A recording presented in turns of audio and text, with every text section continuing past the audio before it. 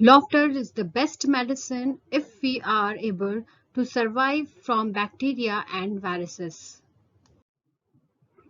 So here are some deadly disease. You can see here the AIDS, chickenpox, typhoid, COVID-19. They are all the deadly disease, and these all disease are caused by the microorganism. So in my presentation, we will see how can we control these diseases which is caused by the microorganism. Let's see how can we control these diseases with the help of antibiotic and vaccines. Death from infectious disease have declined in America, in United States of America during 20th century. Yes, because of the discovery of antibiotic and also discovery of the vaccines. But they also improve their sanitization method and hygiene process. So because these all are the factors, and because of these factors the death in 20th century was declined in United States of America, and you can see this easily in this graph. As I told you earlier, my topic is antibiotics and vaccines. So let's see what is the difference between antibiotic and vaccine, how they work. So these are the 3 points. On the basis of these 3 points, I want to show you the difference between the antibiotic and vaccines. So first thing is which organisms they destroy, because they both have different structure, the antibiotic and vaccines, because their production is different, because their structure is different, so they act differently. So antibiotic, if we can take B from this antibiotic, then we can understand that this antibiotic works on bacteria, and the vaccine, they works V for vaccine and V for virus. But these vaccines are also useful for some bacteria. And the work, how they work actually, antibiotic, they kill the structure of bacteria, they break down the structure of bacteria, they kill the bacteria. And vaccines, they stimulate the body, they stimulate our body to develop an immune response to kill the virus in the future. So our body recognize that microorganism, that virus in the future, and in future it will destroy that virus. So what is it made up of? Antibiotics, they are made up of different type of components, and vaccines, they have dead or inactive form of virus. So this is the main difference between the antibiotic and vaccines. Let's see the difference between endemic, epidemic, and pandemic. So endemic is something that belongs to particular people or a country. You can see in this picture.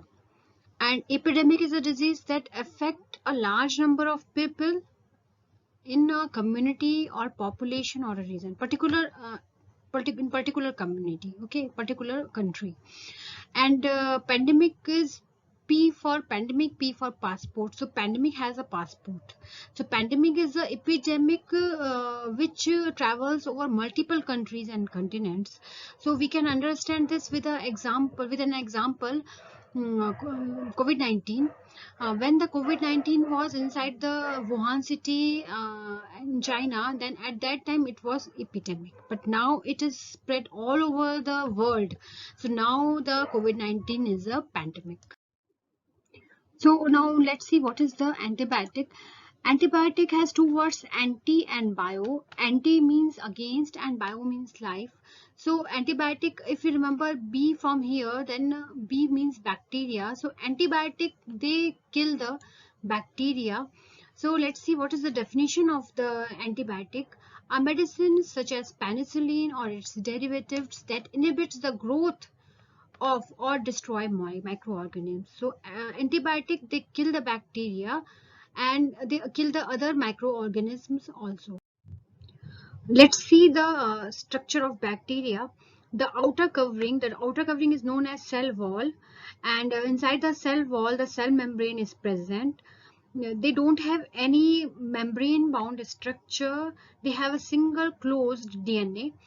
and ribosomes are also present them. So let's see how the antibiotic work on the bacteria. Sometimes they destroy the cell wall and cell membrane. Some antibiotic they kill the cell wall or they destroy the cell membrane of the bacteria. Sometimes they we know that the function of ribosome is protein synthesis. So sometimes they inhibit the ribosome. They destroy the ribosome so that the protein synthesis can be inhibited. And they also kill the DNA so that nucleic acid synthesis will be stopped. So these are the mechanism by which the antibiotic works. Natural fermentation, semi-synthetic method, and the synthetic method. These are the three methods by which we can produce antibiotic in industries. So in natural fermentation, actually this method is depend on the industrial microbiology, and in this method we used to produce antibiotics by the process of fermentation. Here the source of microorganism grow in a large container, and from there they extract the antibiotic and purified it. So in this process, in natural fermentation, the antibiotic which we get are pure and natural in a natural form. So after some time, due to the antibiotic resistance in bacteria, the bacteria are not killed by this process, by this antibiotic which we get from the natural fermentation. So for that, what we have to do, we have to change some structures of the antibiotic so that we can kill the bacteria. So for example, ampicillin we get from the penicillin. Okay, ampicillin we get from the penicillin with a small changes. In penicillin we add amino group, then we get the ampicillin. But now this ampicillin is effective on the bacteria, and the penicillin, for the penicillin the bacteria are resistant, so we are not able to kill the bacteria with the help of penicillin. So semi-synthetic method and synthetic method is a very common form of antibiotic production in modern time. So these two methods are also used nowadays to produce the antibiotic in industry. In previous slide, I use a word antibiotic resistance. So let's see what is the meaning of antibiotic resistance. So what is the definition of antibiotic resistance? Actually, antibiotic resistance happen when germ like bacteria and fungi develop the ability to defeat the drugs that designed to kill them. That means germs are not killed and they continue to grow. Infections caused by antibiotic resistance germs are difficult or sometimes impossible to treat.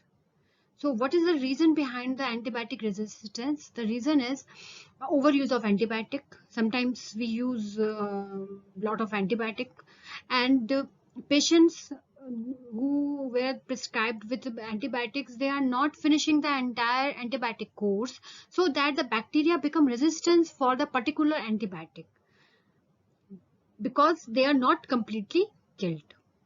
And another reason is poor infection control in healthcare settings, and also poor hygiene and sanitization.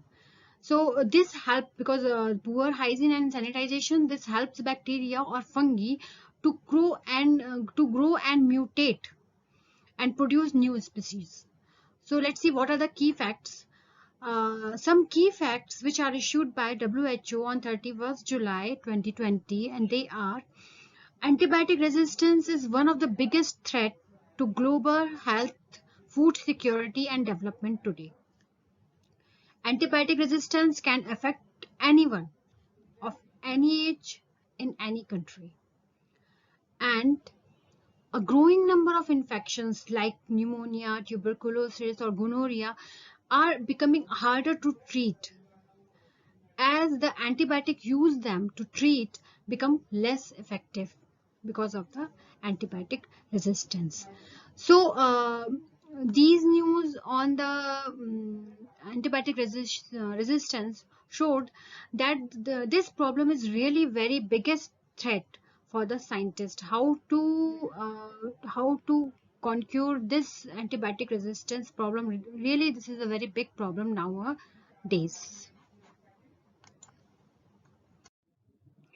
This paper is published recently, and according to this paper, and this project is led by the University of California. According to them, the bacteriophage is the new hope. Bacteriophage means a virus which can eat bacteria.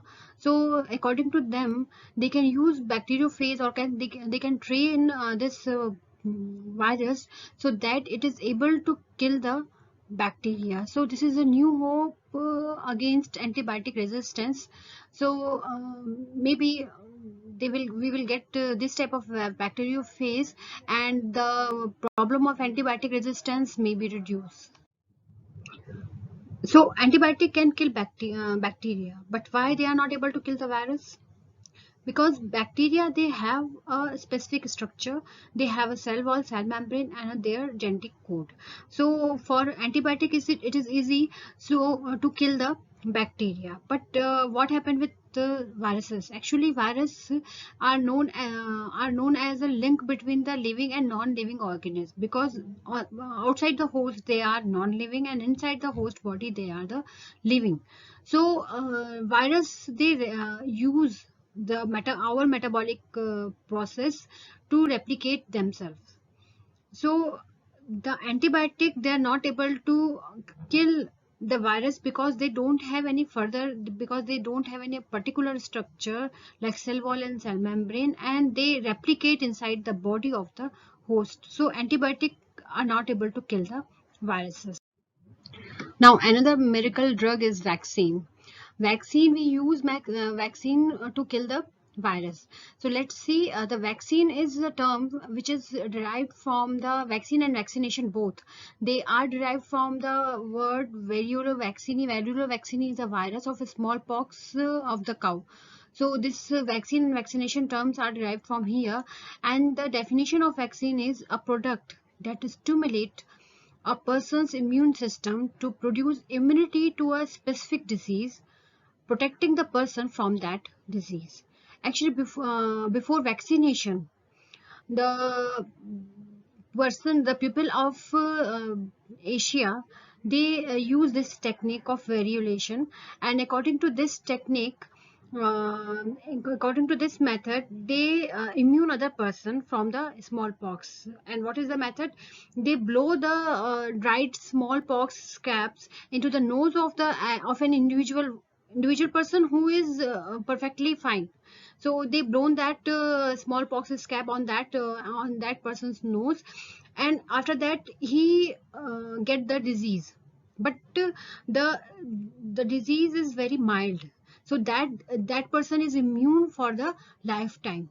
So they can cure this by this way they can cure the smallpox in the Asian and other countries before the vaccination process. So before proceeding, I want to explain these two terms, the antibiotic and antibody. Sorry, antigen and antibody. Actually, antigen is a organism. Microorganism means it may be bacteria or it may be virus. So antigen means the substance or organism that unrecognized by the immune system. It is very new to our body. So this is antigen. And antibody is a protein that bind with this antigen and neutralize the antigen. So these are the two terms, antigen and antibody. Antigen means the microorganism which is new for our body, and antibody is a protein that binds that antigen and neutralize it. So this is the antibody. Let's see how do vaccine work. So during vaccination, a small amount of harmless form of disease is injected in your body. Okay, so at that time your body makes some antibodies and antibodies means the protein, as I told you, that the protein which binds the antigen, and they control that antigen, they control that microorganism, or they kill that microorganism. So this in this process our memory cell recognize that type of antigen, and whenever in future we are infected with that microorganism, our body cells recognize that antigen, and at that time they will produce the antibody, and with that the help of that antibodies the antigens can be killed. So actually the vaccines, they improve our immunity, they improve our immunity, and with the help of this immunity we can kill the viruses in future. Types of vaccines means how they produced. So there are so many processes by which we can produce the vaccines. The scientists can produce the vaccines, but I have taken here only the four type of vaccines. The attenuated means when the vaccine is prepared by the living pathogen, and the examples of these vaccines are measles, mumps, rubella. This type of vaccines are the attenuated. And the inactivated means of types of vaccines in which the pathogen is not living.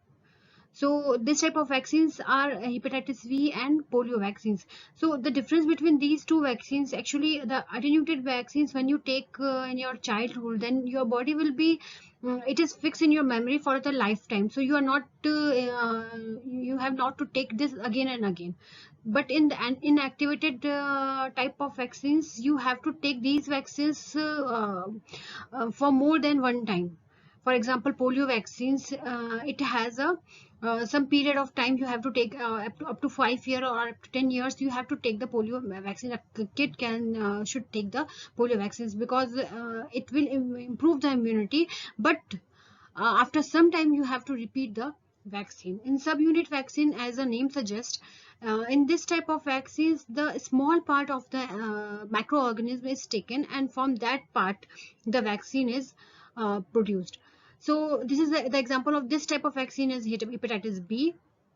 And RNA vaccine is a COVID-19 vaccine. Here, what can they do?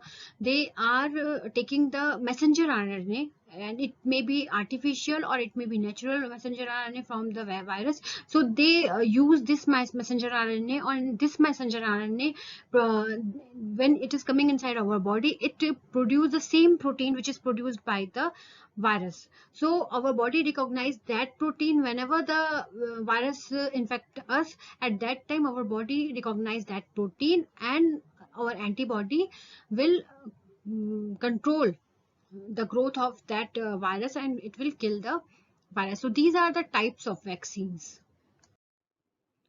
Some interesting facts about vaccine.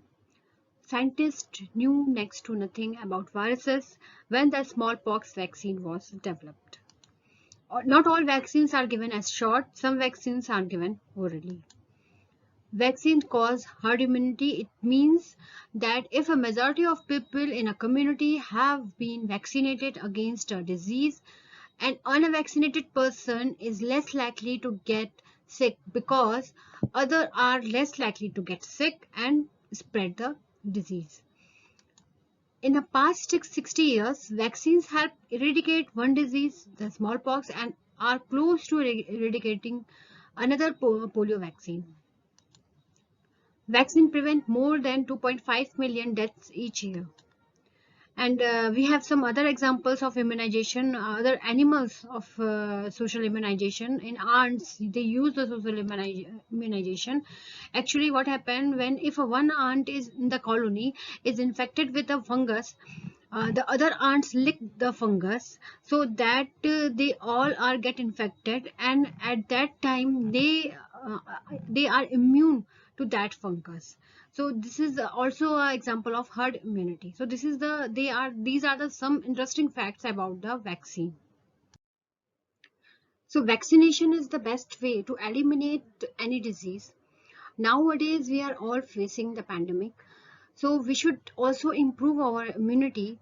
With vaccination we should also improve our immunity by these methods. We should take nutrient rich food and quality sleep, stay hydrated, limit sugar consumptions, exercise daily, wash hands, minimize stress, and natural supplements. So I hope you will uh, follow all these follow all these ways to improve the immunity. Thank you so much.